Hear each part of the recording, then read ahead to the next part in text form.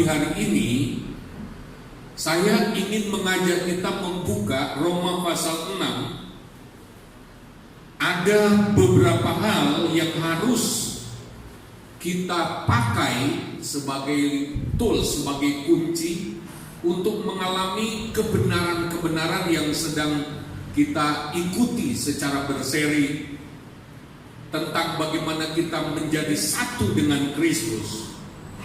Yang pertama, saudara, kita lihat ayat 5 sampai 6. Lihat ayat 5 sampai 6. Sebab jika kita telah menjadi satu dengan apa yang sama dengan kematiannya, kita juga akan menjadi satu dengan apa yang sama dengan kebangkitannya. Karena kita tahu, coba katakan bersama, kita tahu bahwa manusia lama kita telah turut disalibkan supaya tubuh dosa kita hilang kuasanya, agar jangan kita menghambakan diri lagi kepada dosa. Hal pertama yang harus kita miliki adalah tahu. Tahu di sini juga diikuti dengan kita sadar. Kesadaran inilah yang banyak tidak dimiliki oleh banyak anak Tuhan. Kita harus tahu. Oleh sebab itu firman Tuhan berkata, jangan kamu bodoh. Ada ayat yang lain berkata, jangan lagi hidup dengan cara hidupmu yang menuruti hawa nafsumu ketika kamu dalam kebodohan. Jadi orang yang bodoh, orang yang tidak mengerti atau tidak tahu kebenaran atau tidak mau tahu, mereka hidup dalam kebodohan dan mereka dikuasai oleh hawa nafsu dunia. Ditulis dalam surat Petrus, saudara. Jadi begitu berbahaya kalau kita hidup dalam kebodohan, nggak ngerti apa-apa. Kalau dikasih tahu pun nggak diingat-ingat atau tidak mau tahu. Orang yang tahu sebuah kebenaran, dia akan hidup dalam kesadaran itu. Nah, ada banyak orang nggak sadar atau tidak memiliki seluruh kesadaran yang seharusnya dia miliki untuk bisa hidup. Coba kalau kita nggak sadar kita punya kaki, maka kita tidak akan berjalan. Coba kalau kita nggak sadar bahwa kita punya HP, kita akan kesulitan berkomunikasi. Hidup ini perlu sadar. Haleluya. Kalau kita nggak sadar kita ini punya sebuah kebenaran yang begitu dahsyat, maka kita tidak bisa menghidupinya. Tahu di sini itu identik dengan kita sadar karena kita tahu. Nah, hidup dengan kesadaran ini harus dari waktu ke waktu. Gak cuma sadar ketika dikhotbah, oh iya ya, saya ternyata sudah mati bersama dengan Kristus. Saya menyatu dalam kematian dengan Kristus. Oh iya ya, jadi sekarang saya harus tahu bahwa sekarang saya itu menyatu dengan Kristus yang bangkit. Harus selalu sadar, bukan cuma pada hari Minggu. Besok kita lupa. Kebanyakan orang Kristen gagal hidup dalam kekalahan karena apa? Dia lebih sadar akan hidupnya yang lama. Dia lebih sadar akan kegagalannya, kelemahannya. Dia lebih sadar tentang background, latar belakang hidupnya. Itu yang dia selalu bawa. Saya akan begini, saya akan begini. Saya sadar saya nggak punya pendidikan. Saya sadar saya orang miskin. Saya sadar. Yang disadari adalah hidupnya yang lama. Mari kita ubah kesadaran kita. Ada lagi orang Kristen yang lebih sadar akan kesalahan orang lain ketimbang sadar akan kesalahan dirinya sendiri. Kesadaran ini sangat penting, faktor penting untuk menjalankan kehidupan secara normal. Apa yang kita sering sadari dalam hidup kita. Ada orang Kristen yang, dia cuma bisa sadari dosa-dosanya. Aku aku gak layak. Walaupun Tuhan sudah mengampuni, dia lebih sadar, aku ini brengsek, aku ini jelek, aku ini pendosa. Dia tidak menyadari apa yang Yesus sudah lakukan. Yang berikut saudara, yang kedua, karena kebenaran-kebenaran firman Tuhan yang luar biasa pun kita dengar, kita aminkan, tanpa kita memiliki prinsip-prinsip ini kita tidak akan mengalaminya. Yang kedua, kita percaya, katakan percaya. Roma 6 ayat 8. Jadi jika kita telah mati dengan Kristus, kita percaya bahwa kita akan hidup juga dengan Dia. Percaya. Kenapa kita harus percaya? Karena itu benar. Haleluya. Itu realita. Itu adalah apa yang Yesus sudah lakukan. Bukan hanya Yesus katakan, tapi sudah terjadi. Karena kalau tidak ada iman, kita tidak akan mengalami apa-apa juga. Kita harus percaya. Ya, saya percaya. Nah, kalau kita memiliki keyakinan yang begitu kuat akan apa yang Yesus sudah lakukan, kita sedang melihat diri kita di dalam semua yang Yesus lakukan. Bahkan kita sedang melihat kualitas diri kita di dalam Yesus. Ketika kita percaya, kita sedang masuk dalam realitas hidup yang baru. Haleluya. Cara hidup yang baru. Yang ketiga saudara, Roma pasal 6 ayat 11-12. Ini prinsip-prinsip penting. Ya. Nah, iman tadi itu makanya perlu firman ini masuk dalam hati kita. Kalau kita nggak berdoa dan firman Allah gagal menembus hati kita, nggak akan ada iman. Oleh sebab itu ada banyak orang Kristen dengan firman, dia hanya memberikan persetujuan secara mental, tetapi dia tidak memiliki iman. Karena apa? Roh Kudus tidak berhasil ya melakukan penanaman nilai dalam hatinya. Yang ketiga kita lihat Roma 6 ayat 11-12. Demikianlah hendaknya kamu memandangnya. Coba katakan memandang. Ya. Bahwa kamu telah mati bagi dosa, tetapi kamu hidup bagi Allah dalam Kristus Yesus. Sebab itu hendaklah dosa jangan berkuasa lagi di dalam tubuhmu yang fana, supaya kamu jangan lagi menuruti keinginannya. Memandang itu ya, itu artinya memvisualisasikan.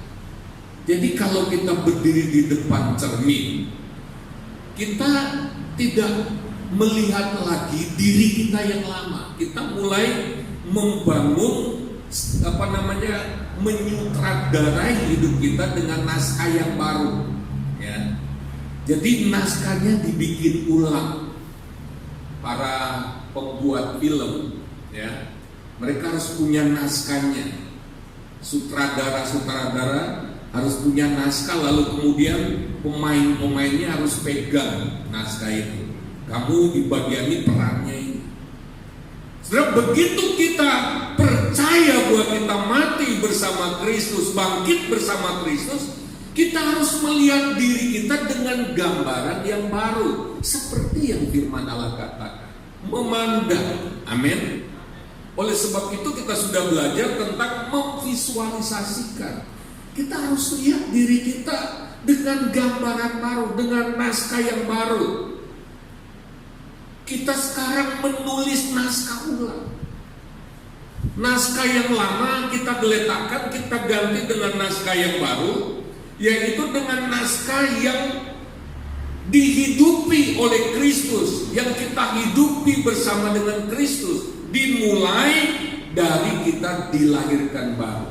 Kita percaya lalu lahir baru. Mulai dari situlah naskah baru hidup kita. Kita mulai lihat, oh seperti ini. Jangan selalu terintimidasi, jangan selalu minder ketika kita membayangkan Atau karena kita membayangkan hidup kita seperti yang kemarin? Siapa kita di luar Kristus? Siapa kita sebelum kenal Kristus? Siapa kita di dalam keluarga kita? Siapa kita menurut suku kita? No, kita mulai melihat bahwa sekarang naskah hidup saya berbeda. Tulis ulang naskah hidupmu. Mulailah dengan naskah hidup yang baru. Haleluya. Sama seperti bayi yang baru lahir, itu naskahnya memang benar-benar baru.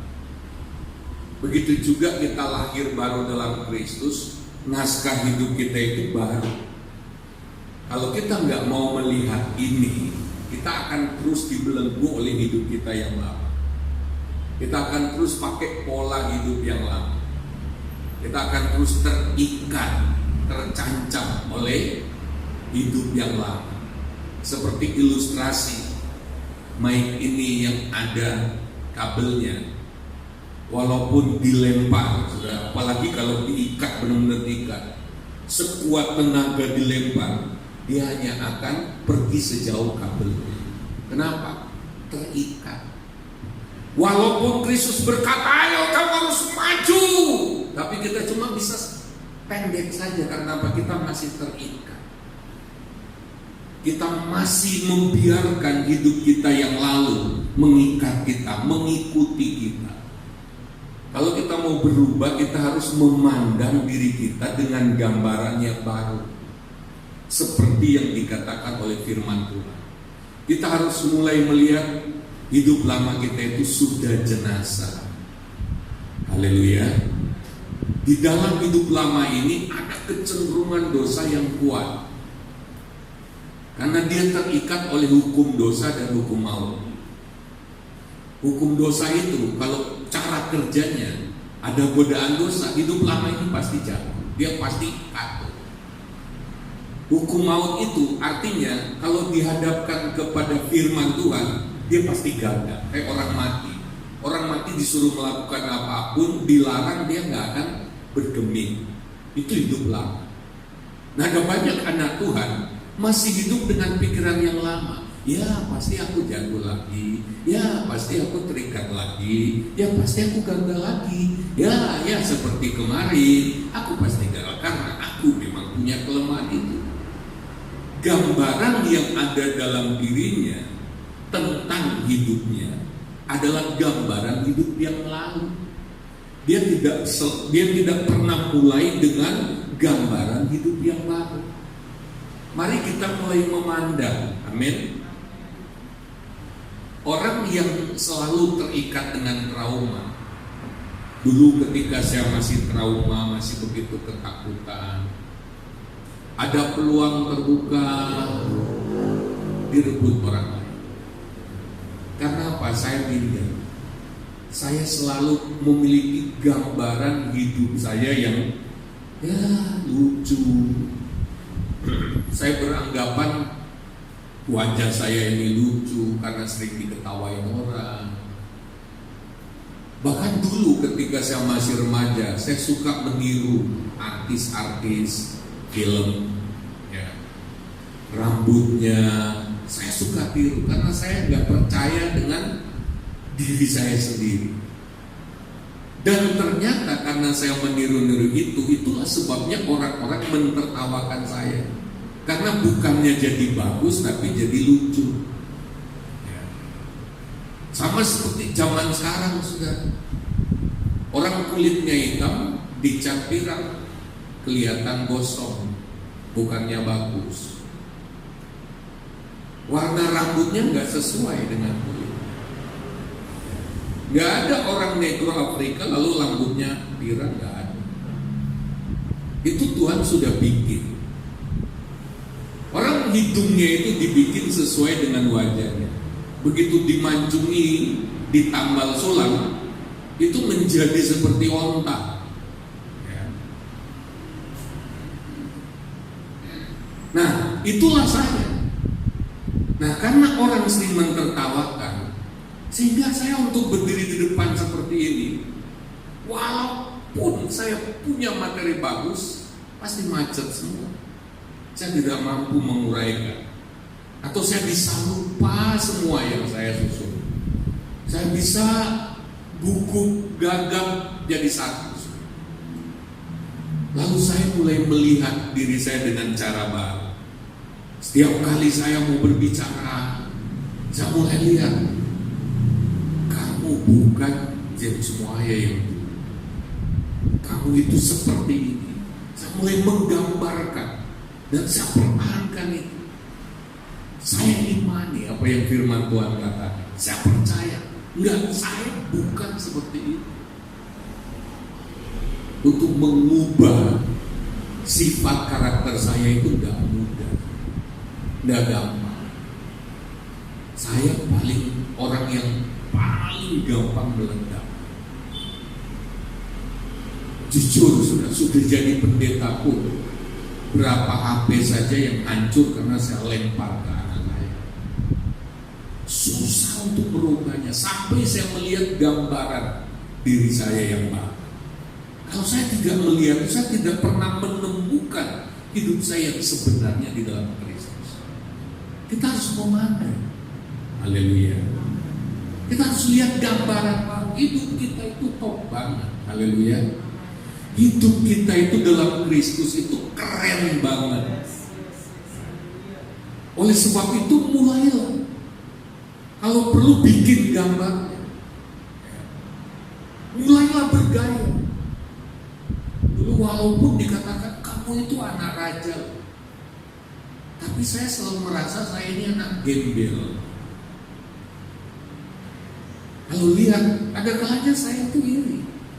Secara akademis, saya lebih pintar dari teman saya. Kenapa dia lebih maju? Kenapa dia begitu licinnya, begitu gampangnya memanfaatkan setiap peluang? Tapi saya selalu ragu-ragu. Dulu saya pakai alasan hati-hati, tapi akhirnya saya tidak dapat apa-apa. Sampai saya sadar siapa saya di dalam Kristus. Haleluya. Saya mulai lihat. Dan yang paling parah itu adalah gambaran tentang selalu gagal lagi, gagal mengendalikan diri, gagal lagi.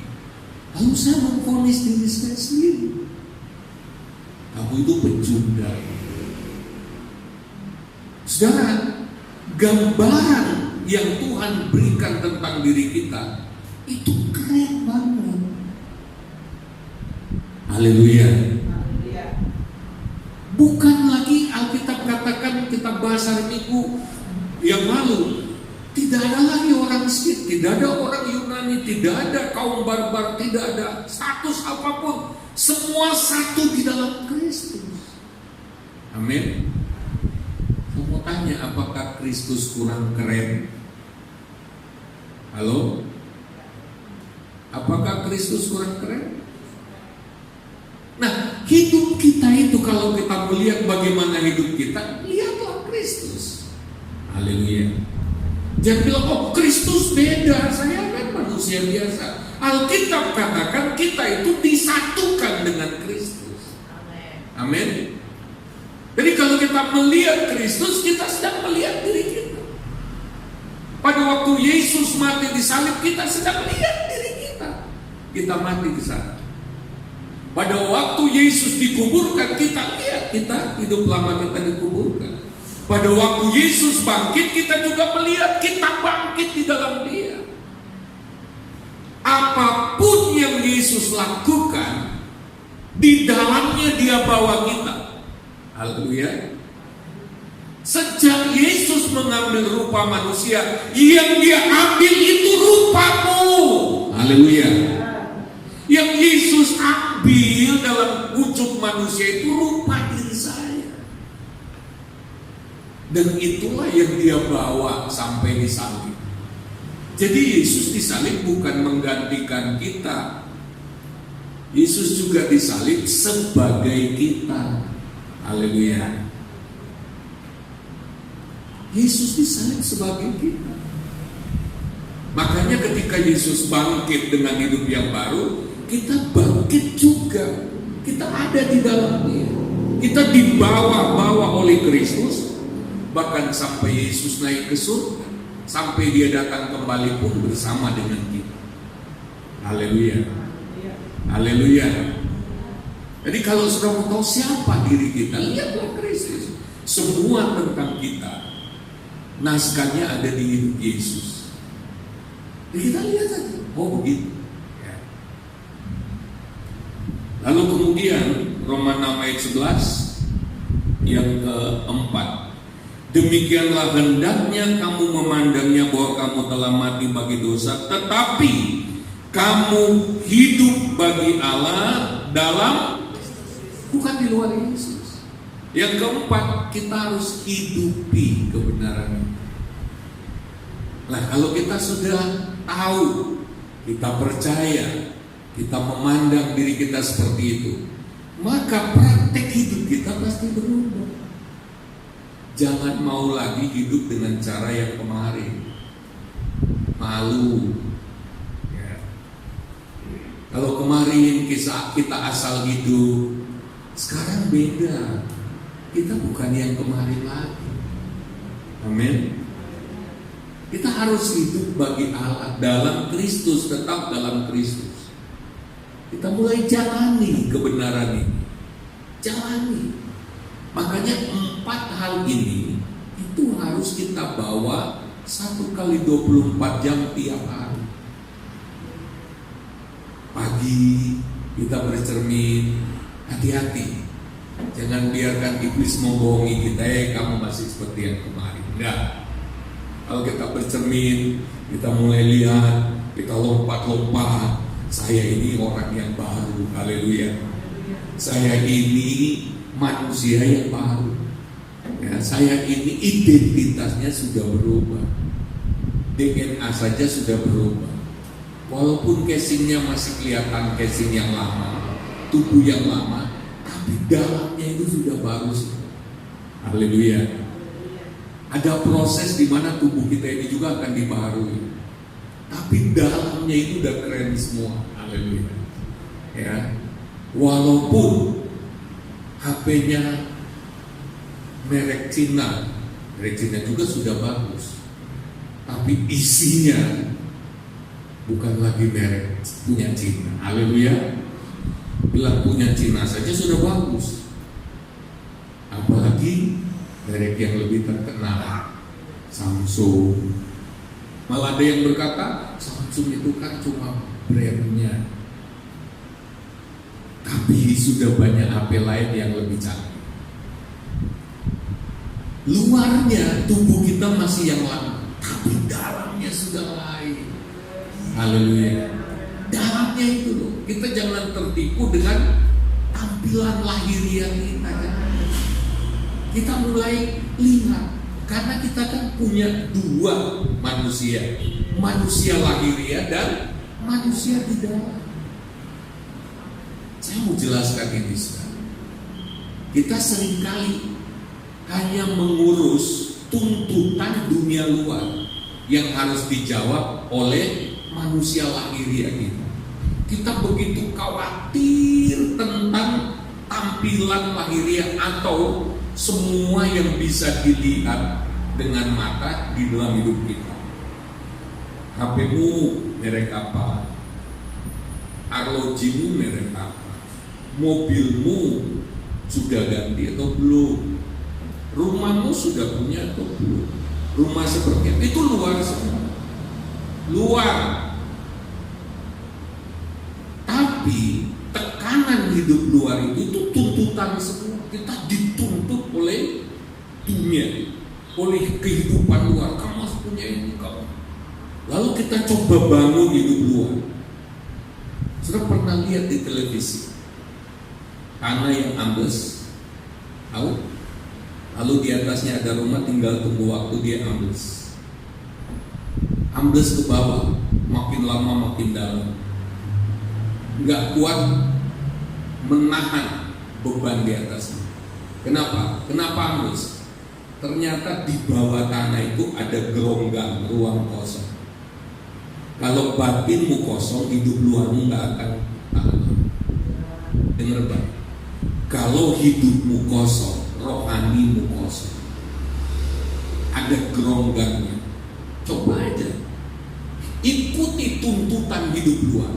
Satu waktu hidupmu pasti habis. Semakin besar tuntutan hidup luarmu, semakin berat tekanan yang ditanggung oleh hidup yang ada di dalam. Yang menentukan kekuatan hidup luarmu adalah hidup di dalammu. Kalau itu bergerongga, hanya tunggu habis. Kalau kita mau bangun hidup yang megah secara fisik, secara luar, periksa dulu hidup bagian dalam. Kuat apa enggak? Hari-hari ini banyak orang stres karena tuntutan hidup luar. Hari-hari ini banyak orang goncang karena apa? Tuntutan hidup secara fisik.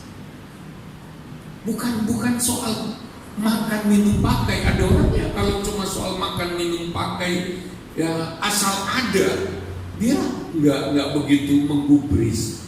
Yang saya maksud dengan tuntutan luar itu adalah kita selalu menjawab tuntutan dunia ini terhadap kita. Kita begitu takut, kita nggak siap. Kita harus tampil prima, tampil indah, tampil oke.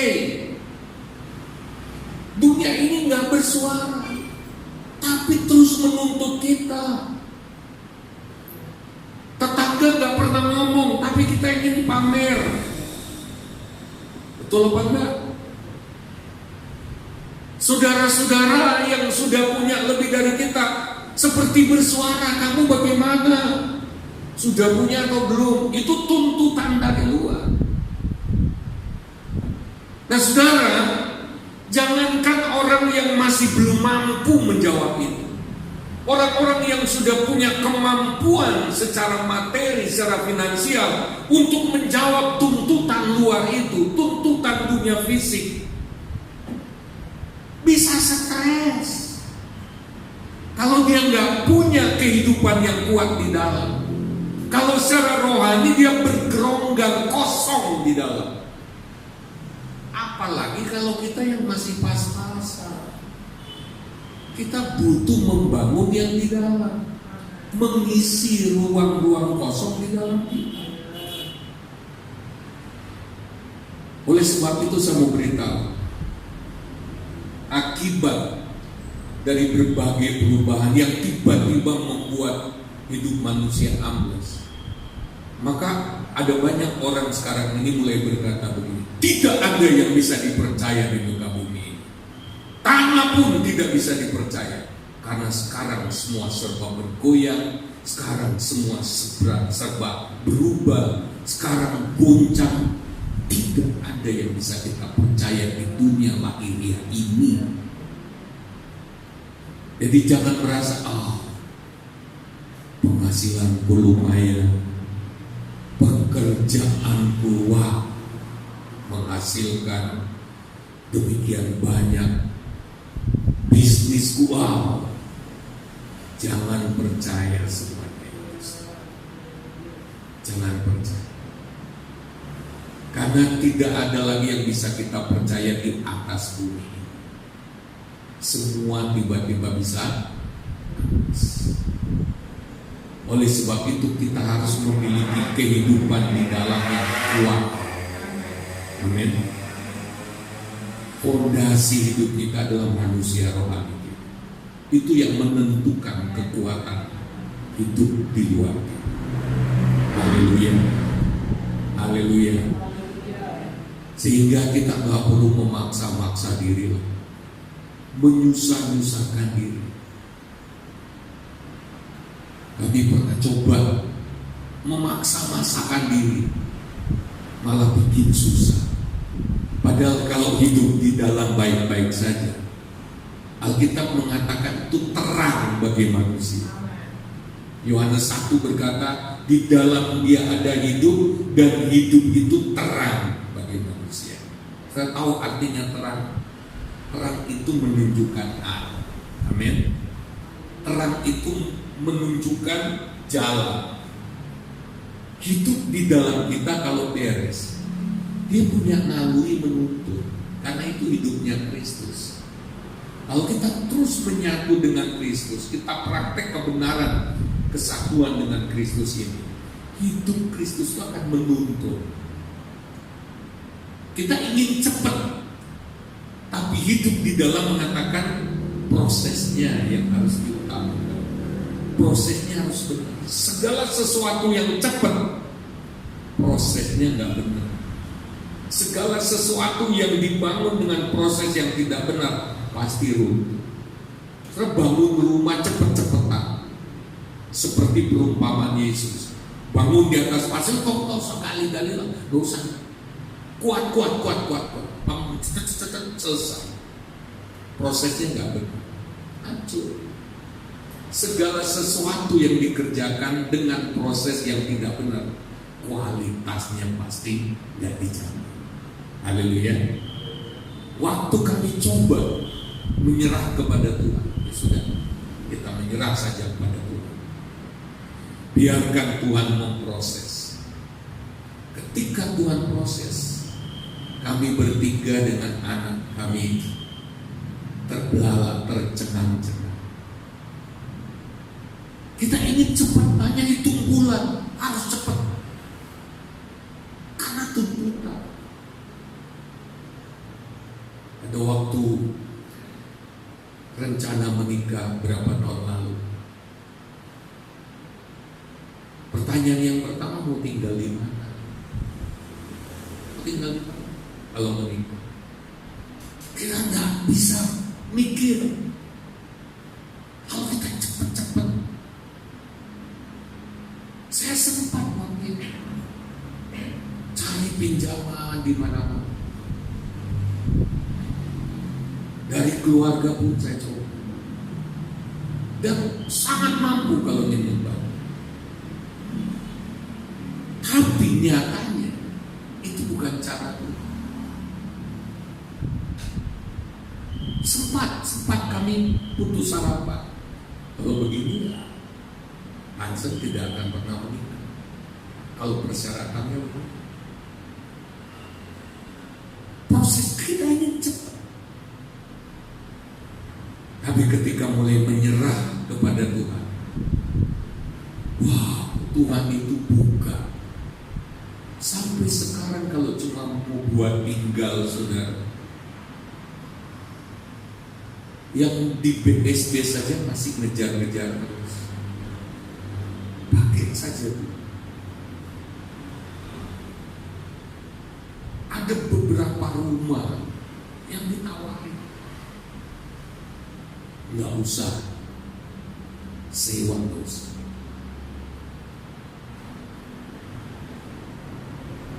Saudara, kalau kita ikuti prosesnya Tuhan, itu pasti akan indah pada waktu. Haleluya. Hidup di dalam kita bukan menuntun. Kita peka saja. Dia akan membawa kita terus menerus naik. Kita percaya firman Tuhan. Tapi step by step. Jangan tergesa-gesa panik. Segala sesuatu kita jalani sesuai dengan proses Tuhan. Tapi jangan juga tidak mengikuti atau malas mengikuti proses. Biarkan Tuhan menuntun kita, Dia membawa kita. Yang perlu kita lakukan adalah 4 hal tadi. Kita harus tahu, kita harus percaya, kita harus lihat, kita harus